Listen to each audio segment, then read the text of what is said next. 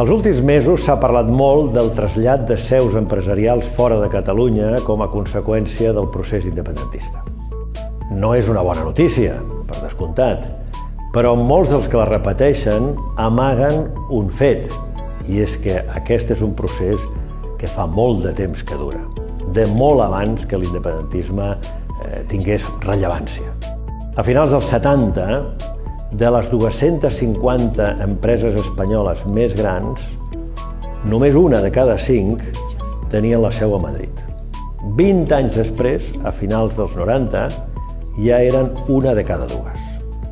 El procés de concentració ha estat continu, persistent i conseqüència d'una política que el que pretén és concentrar el poder econòmic allà on ja està concentrat el poder polític.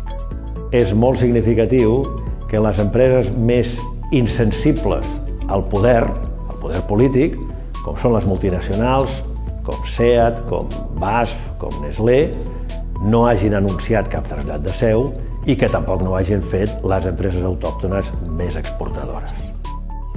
BASF, per exemple, ho va dir molt explícitament. Va dir: nosaltres seguirem invertint a Tarragona, passi el que passi políticament, i el que ens preocupa no és això, sinó el que ens preocupa és el preu de l'electricitat.